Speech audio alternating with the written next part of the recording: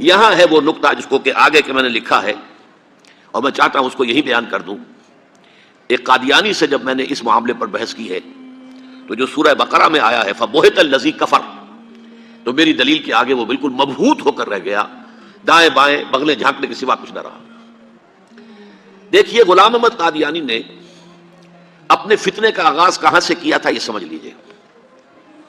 پہلے وہ ایک مناظر تھے، بہت اچھے مناظر. غلام احمد قادیانی تھا کہنا چاہیے، غلطی سے دے کے بیٹھا ہوں. آریہ سماجیوں سے مناظرے کیے، عیسائیوں سے مناظرے کیے، مناظروں میں فتح حاصل کی، مسلمانوں کی آنکھوں کا تارا بن گئے، محبوب ہو گیا. اس کے بعد اس نے ایک فتنہ چھوڑا، ایک شوشہ چھوڑا. نبوت اور وحی تو رحمت ہے، رحمت کیسے بند ہو سکتی ہے؟ وحی تو انسانوں کی ہدایت کے لیے ہے، انسان ختم نہیں ہوئے وحی کیسے ختم ہو جائے گی؟ دیکھیے بظاہر یہاں دلیل ہے، اٹ اپیئرس کنونسنگ، بات سمجھ میں آتی ہے. یہیں سے یہ حل مل جائے گا آپ کو. کیا وجہ ہے کہ بڑے بڑے اعلیٰ تعلیم یافتہ لوگ جو ہیں اس کا شکار بن گئے. دنیا میں ایک ہی مسلمان نام کا سائنسدان جو ہے وہ آیا ہے ٹاپ پر، وہ قادیانی. ایک ہی مسلمانوں کا نام رکھنے والا جو ہے وہ international court of justice Hague کا جو ہے جج بنا ہے، وہ کون؟ قادیانی. ڈاکٹرز قادیانی، انجینئرز قادیانی، بڑے بڑے. یہ کیوں؟ یہ بات ایسی تھی کہ جو بظاہر دل کو اپیل کرتی ہے کہ جب حضرت آدم سے کہا تھا اما یاتینکم منی ھدی فمن تبع ھدایا فلا خوف علیہم ولا هم یحزنون، انسانوں کی ہدایت کے لیے وحی کا راستہ کھولا گیا. ابھی انسان ختم نہیں ہوئے، وحی کا کیسے دروازہ بند ہو جائے گا؟ اجرائے وحی کا پہلے شوشہ چھوڑا، اور جب وحی جاری ہے تو نبوت جاری ہے، لہذا پھر آخر میں آ کے نبوت کا دعویٰ کر دیا. اس نے ایک مسئلہ اور استعمال کیا. یہ اصل میں چالاک اور ہوشیار لوگوں کے معاملات ہوتے ہیں. عوام الناس کی نفسیات کو متاثر کرنے کے لیے ایک اور شوشہ چھوڑا. دیکھو یہ کیسے ہو سکتا ہے؟ ہمارے نبی حضرت محمد صلی اللہ علیہ وسلم وہ فوت بھی ہو گئے، دفن بھی ہو گئے، زیر زمین دفن ہے، اور عیسیٰ ابن مریم وہ آسمان پر اٹھا لیے گئے، وہ آسمان پر ہے. کیسے ہو سکتا؟ اب عام مسلمان کے لیے اس میں بھی ایک اپیل ہے کہ اس میں تو گویا کہ ثابت ہوا کہ حضرت عیسیٰ ابن مریم جو ہے وہ افضل ہو گئے محمد سے صلی اللہ علیہ وسلم.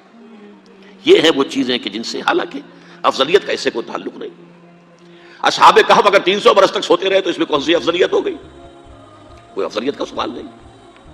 اس اعتبار سے حضرت عزیر کو اگر 100 برس تک مردہ رکھ کر اللہ نے دوبارہ زندہ کر دیا، کون سی افضلیت اس میں ہو جائے گی؟ اللہ کی قدرت ہے، اللہ کر سکتا. لیکن عام آدمی کو اپیل کرنے والی باتیں ہیں، لہذا اس نے شوشہ چھوڑا کہ نہیں یہ غلط ہے، یہ مولویوں کے ڈھکوسلے ہیں، یہ قرآن مجید میں صراحت کے ساتھ نہیں ہے، یہ حدیثوں کے اندر ہے. حدیثوں کے بارے میں جو ہے وہ ہم اطمینان نہیں کر سکتے کہ حضرت مسیح جو ہے وہ سولی نہیں چڑھائے گئے. وہ سولی چڑھائے گئے، وہ فوت نہیں ہوئے، البتہ زخمی ہو کر وہاں سے اتار لیے گئے تھے. پھر ان کا علاج معالجہ ہو گیا، پھر وہ علاقہ چھوڑ کر کشمیر میں آ گئے، یہاں آ کر ان کا انتقال ہو گیا، یہاں دفن ہوئے، یہاں کشمیر میں ان کی قبر بھی موجود ہے. یہ دو ایشو ہیں جو اس شخص نے اٹھائے، اور اس سے عوام الناس جو ہیں جن کے اندر کے علم کی پختگی نہیں ہوتی، یا جذباتی طور پر آپ انہیں متاثر کر سکتے ہیں، یا جیسا کہ میں نے پہلی بات کہی تھی اس میں تو یقیناً ایک وزن کی بات نظر آتی ہے کہ یہ رحمت ہے، وہی رحمت ہے، نبوت رحمت ہے، اللہ کی رحمت بند ہو جائے گی کیسے؟ اب اس کا جواب ہے یہاں. میں نے اس قادیانی سے کہا کہ مجھے یہ بتاؤ کہ کیا تم یہ مانتے ہو کہ اللہ کی ہدایت قرآن میں کامل ہو گئی؟ انہوں نے کہا ہاں ہم مانتے ہیں، ہدایت کامل ہو گئی. میں نے کہا کیا تم یہ مانتے ہو کہ قرآن محفوظ ہے، اس میں تحریف نہیں ہوئی؟ یہاں مانتے ہیں قرآن محفوظ ہے، اس میں تحریف نہیں ہوئی. پھر میں نے کہا مجھے منطقی وجہ بتاؤ، پھر اس وحی کی کھڑکی کو کھلے رکھنے کا فائدہ کیا ہے؟ وہاں سے جو آنا تھا جو مکمل ہو گیا قرآن. ہاں قرآن میں اگر تحریف ہو جاتی، اس کی حفاظت کا ذمہ نہ لیا گیا ہوتا تو کسی نبی کی ضرورت تھی کہ جو آ کے اس کی تصحیح کرتا کہ یہ بات یوں نہیں یوں تھی، یہ غلطی کر دی گئی ہے، ورنہ حقیقت یوں تھی. منطقی اعتبار سے ایک حاجت، ایک جواز پیدا ہوتا ہے اس وحی کے جاری رہنے کا اور نبوت کے جاری رہنے کا، بشرطے کہ ان دو باتوں میں سے کسی ایک کو مانو. یا تو یہ کہو کہ ہدایت قرآن میں مکمل نہیں ہوئی، اور یا کہو ہو تو گئی تھی لیکن قرآن جو ہے گم ہو گیا، قرآن کے اندر تحریف ہو گئی، وہ اصل قرآن نہیں ہے. یہ دونوں باتیں نہیں مانتے تو مجھے بتاؤ عقلی اعتبار سے، منطقی اعتبار سے کہاں کوئی جواز پیدا ہوتا ہے اس کھڑکی کو کھلے رکھنے کا؟ فَبُہِتَ الَّذِي كَفَرَ، جیسا کہ میں نے پہلے آپ کو بتایا بالکل مبہوت ہو گیا کہ واقعتاً آپ کی دلیل بہت مضبوط ہے. تو یہ پہلی بات ہوئی.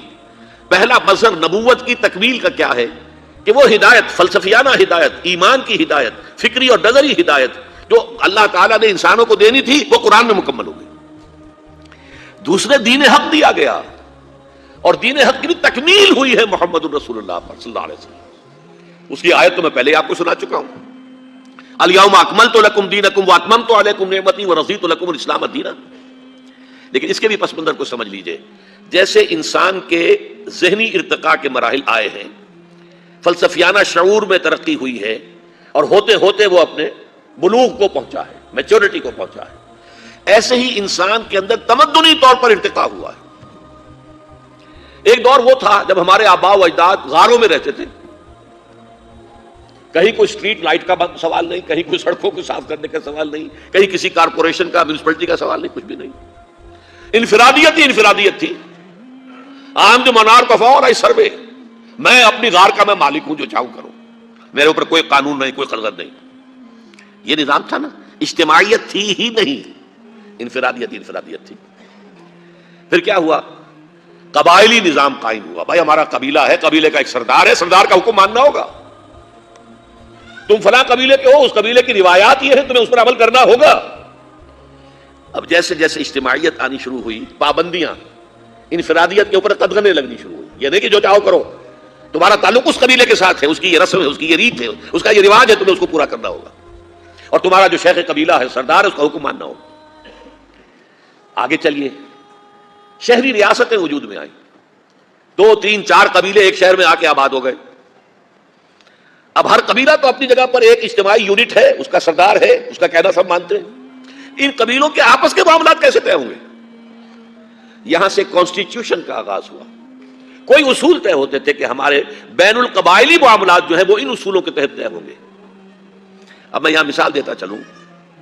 حضور کی بعثت کے وقت مکہ مکرمہ ایک قبیلے کا شہر تھا، صرف قریش وہاں رہتے تھے اور کوئی نہیں رہ سکتا تھا. یا قرشی رہے گا، یا قرشی کا غلام رہے گا، وہ کوئی بھی ہو، یا قرشی کا حلیف رہے گا. باہر سے کوئی آئے گا تو کسی مکے والے کا حلیف بن کر ٹھہر سکتا ہے، ورنہ نہیں ٹھہر سکتا. تو ون ٹرائب سوسائٹی قریش. لیکن مدینہ منورہ it was at a higher level of evolution, social evolution. 5 قبیلے آباد تھے وہاں. 2 تھے سنز آف دی سوئل، اصل عرب قبیلے، اوس اور خزرج. 3 تھے یہودی جو آ کر وہاں آباد ہو گئے، بنو قریظہ، بنو قینقاع، بنو نذیر. 3 قبیلے. 5 قبیلوں کے آپس میں اب معاہدات تھے نا ان کے درمیان. اب عجیب بات آپ کو سنا رہا ہوں. اوس کا قبیلہ چھوٹا تھا، خزرج کا بڑا تھا. حضور نے بھی جب 12 ان میں نقیب مقرر کیے تھے تو 9 خزرج میں سے تھے، 3 اوس میں سے تھے. اوس کا قبیلہ چھوٹا تھا. ان کے درمیان طے تھا اگر اوسی قتل کر دے گا کسی خزرجی کو تو دیت جو ہے خون بہا 1/3 ہوگی، اور اگر اوسی خزرجی کو قتل کر دے گا تو 3 گنا دینی ہوگی، اور خزرجی اگر قتل کر دے اوسی کو تو وہ 1/3 ہوگی. اب آپ سنیے، یقیناً اوسی نوجوان کا خون کھولتا ہوگا کہ کیا میرے خون کی، میری جان کی قیمت اس خزرجی نوجوان سے 1/3 ہے؟ لیکن اگر مدینے میں رہنا ہے تو ماننا پڑے گا. یہ یہاں طے ہو چکا ہے. You have to abide by it. اب اس کی پابندی کرنی ہو. اچھا، اس سے اگلا قدم کیا تھا؟ جزیرہ نما عرب، جیسے آپ افغانوں کو دیکھتے ہیں نا کہ افغان کا چہرہ تھوڑا اور پگڑ بہت بڑا، ایسے ہی جزیرہ نما عرب جو ہے اس کے اوپر جو ہے یہ بہت بڑا ٹربن جو ہے، یہ عرب کا ایک اور علاقہ ہے، شام عرب، عراق عرب. یہ بھی عرب ہے، عراق عرب، شام عرب، اور ایک جزیرہ ہے، یہ جزیرہ نما ہے. جزیرہ نما کے اوپر عراق بھی ہے اور شام بھی ہے.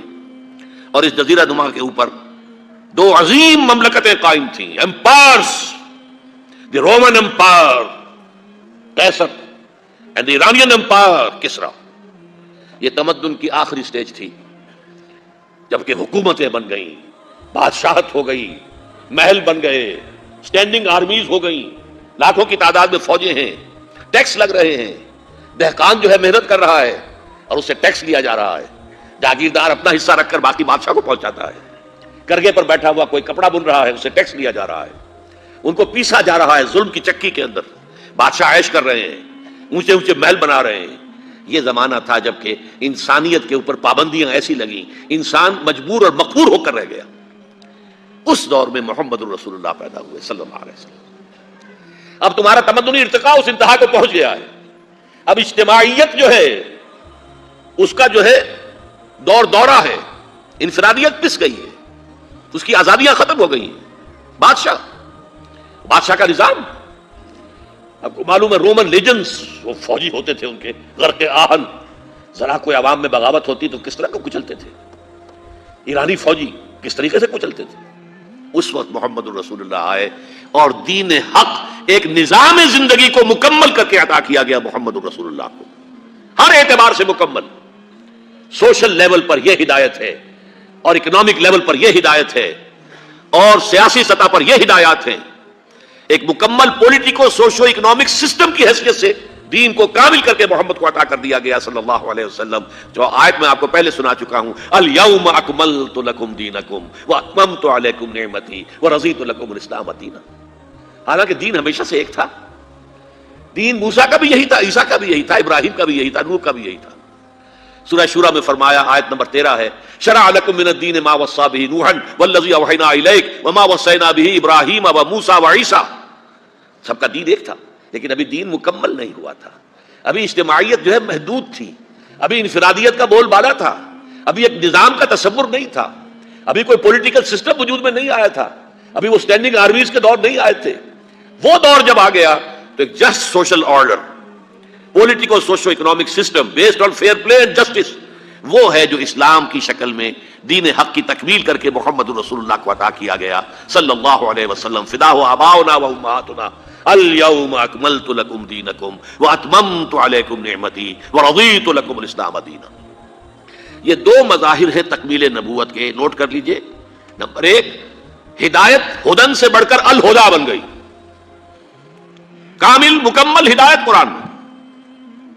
نمبر 2، دین کامل ہو گیا، الیوم اکملت لکم دینکم۔ یہ دونوں چیزیں حضور پر اپنے نقطۂ عروج کو اور کمال کو پہنچ گئیں۔ یہ لینے والا حصہ جو ہے، اللہ سے لینے والا وحی، اللہ سے لینے والا دین، یہ دونوں کی تکمیل ہو گئی محمد الرسول اللہ صلی اللہ علیہ وسلم پر۔ اگلا جو عنوان ہے وہ میں پہلے ڈیل کر چکا ہوں، ختم نبوت کے خلاف غلام احمد قادیانی کی دلیل اور اس کی تردید، کہ وحی کیسے بند ہو سکتی ہے، یہ تو ہدایت کا ذریعہ ہے، نبوت کیسے ختم ہو سکتی ہے، نبوت تو رحمت ہے، اللہ کی رحمت اور وحی ہدایت کے لیے، یہ کیسے بند ہو سکتی ہے؟ اور اگر وہ جاری ہے تو بس میں ہوں، میں دعویٰ کر رہا ہوں، مجھ پر وحی آ رہی ہے، میں اللہ کا نبی ہوں۔ اس کا جو میرا جواب تھا وہ آپ کے سامنے پہلے ہی عرض کر دیا ہے۔ اب آگے چلیے، تکمیل رسالت کے دو مظاہر، یہ نوٹ کیجئے، میں نے کہا تھا یہ ہے لینے والا، یہ ہے دینے والا حصہ، رسالت والا حصہ دینے والا، وہاں سے لینے والا نبوت، ہدایت مکمل، وحی کامل اور دین مکمل۔ اب دینے والے حصے کے بارے میں فرمایا لِيُظْهِرَهُ عَلَى الدِّينِ كُلِّهِ، تاکہ غالب کر دیں اسے کل کے کل دین پر، پورے نظام زندگی پر۔ یہ رسالت کی تکمیل ہے بئی معنی کہ ایک درجہ ہے رسالت کا تبلیغ، بہت سے نبی تبلیغ کرتے ہوئے ہی ان کی پوری زندگی گزر گئی، کہیں کوئی نظام قائم ہوا ہی نہیں۔ نظام تو صرف محمد عربی کے ہاتھوں اور آپ کے دست مبارک سے قائم ہوا ہے، حضرت ابراہیم کے ہاتھوں بھی نہیں ہوا، حضرت عیسیٰ کے ہاتھوں نہیں ہوا، حضرت موسیٰ کے ہاتھوں نہیں ہوا، لیکن یہ کہ تبلیغ حق ادا کر دیا، انہوں نے بات کو پہنچانے کا حق ادا کر دیا۔ لیکن ایک ہے اتمام حجت، دین حق کے ضمن میں اتمام حجت کیا ہے؟ دین کو قائم کر کے اس کی عملی شکل دنیا کے سامنے پیش کرو، ورنہ کتاب میں بہت اچھی باتیں لکھی جا سکتی ہیں، یہ یوں ہونا چاہیے، یہ ایسا ہونا چاہیے، یہ یوں ہونا چاہیے، اس کا یہ اصول ہونا چاہیے، بہت اعلیٰ، آپ اپنے دماغ سے کام لیجئے، اعلیٰ سے اعلیٰ باتیں لکھ دیجیے، لیکن جب تک آپ اسے قائم کر کے اس کا نمونہ نہ دکھائیں، یہ ثابت نہ کریں کہ یہ پریکٹیکیبل ہے، یہ نافذ کیا جا سکتا ہے، اس وقت تک ظاہر بات ہے کہ وہ حجت جو ہے اپنے درجہ اتمام کو نہیں پہنچی۔ ایک یہ بھی ہے کہ آپ کہیں بھئی یہ کام ایسے کرنا ہے، اس طرح کرنا ہے، اس طرح کرنا ہے، ایک یہ کہ آپ کر کے دکھا دیں، فرق ہے کہ نہیں؟ لِيُظْهِرَهُ عَلَى الدِّينِ كُلِّهِ، تاکہ غالب کرے اسے پورے کے پورے دین پر۔ اللہ کا دین ایک complete politico socio economic system کی حیثیت سے قائم ہو جائے۔ دیکھیے نوٹ کیجئے، میں نے پہلے بھی نام لیا تھا، سقراط کے بعد افلاطون، افلاطون کے بعد ارسطوٹل، ارسطو۔ افلاطون نے ایک کتاب لکھی تھی دی ریپبلک، اس نے نقشہ کھینچا، اس طرح ہونا چاہیے، یوں ہونا چاہیے، نظام ایسا ہونا چاہیے، حکومت ایسی ہونی چاہیے، فلاں معاملات ایسے ہونے چاہیے، اور وہ کتاب اتنی وزنی ہے ایک کتاب کی حیثیت سے، حضرت مسیح سے 300 برس پہلے کی شخصیت ہے، تو گویا کہ 2300 برس سے وہ کتاب دنیا میں موجود ہے، چلی آ رہی، کتاب ختم نہیں ہوئی. ورنہ لاکھوں کتابیں چھپتی ہیں، ختم ہو جاتی ہیں، نام و نشان نہیں رہتا. کتاب تو وہی باقی رہتی ہے جس کے اندر کوئی وزن ہو، جس میں کوئی ٹھوس مواد ہو.